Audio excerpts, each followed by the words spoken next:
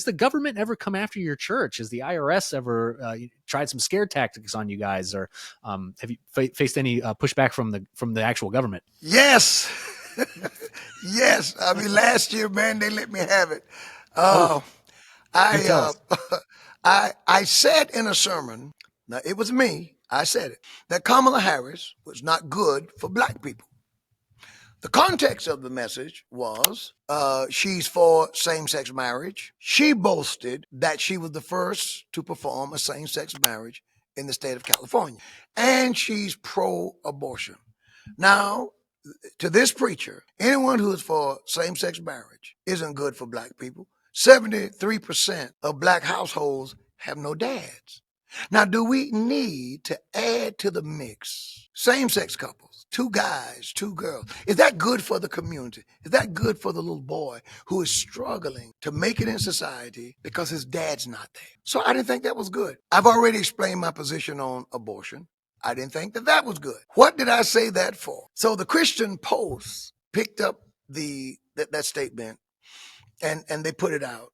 And they did maybe a year after I made the comment. The IRS sent three agents to come. We met in my suite, in my office here at the church. And they came against me. I'll tell you what they wanted.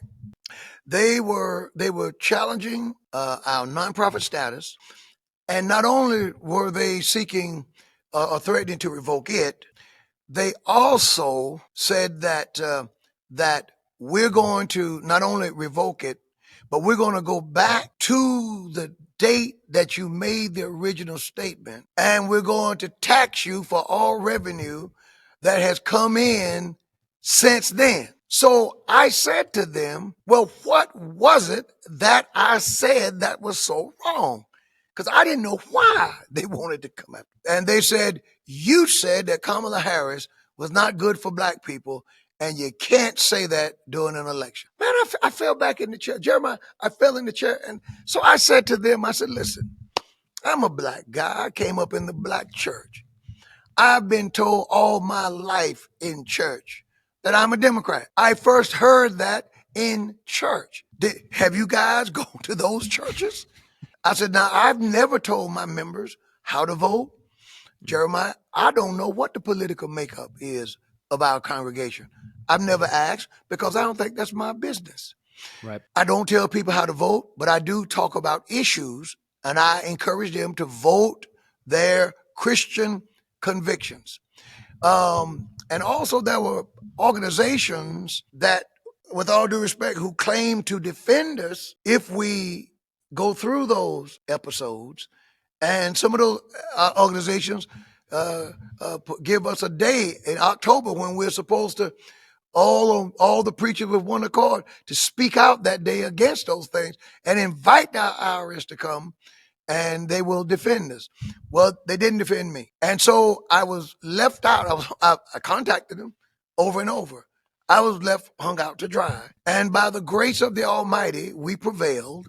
But yes, that was my crime. My crime was saying, now I don't know if they were just threatening me. I don't know if they were going to go through with it. But I tell you what I've done.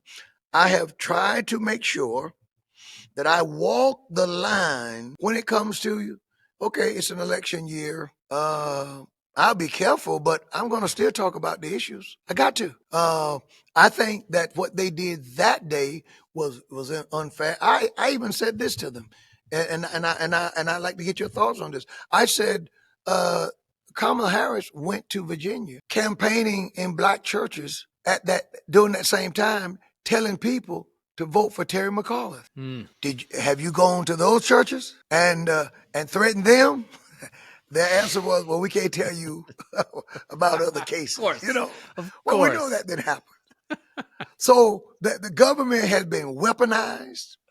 It's a tough pull. And you really have to trust the Lord, because we're seeing today the unequal applications of our law. One man takes certified documents, and the conclusion is he's too old. The jury will he doesn't have the competence to stand trial. so we're not going to charge him without a dime being spent. The other man, I guess he's competent. I guess his mind is strong because he's spending almost $100 million in court after court for the same thing. America's in trouble. We got to be able to trust our systems.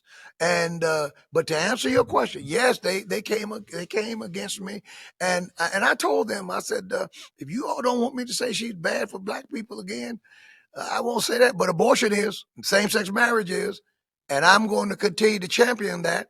And I will encourage people to vote their convictions.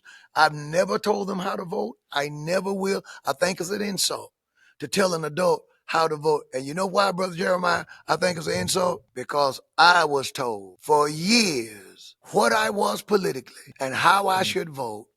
And once I became a man, and after I met Jesus Christ, and I began to look at these issues through the lenses of the scripture, I saw then that I should never cast a vote that I can't explain to God, because the day will come when I will have to.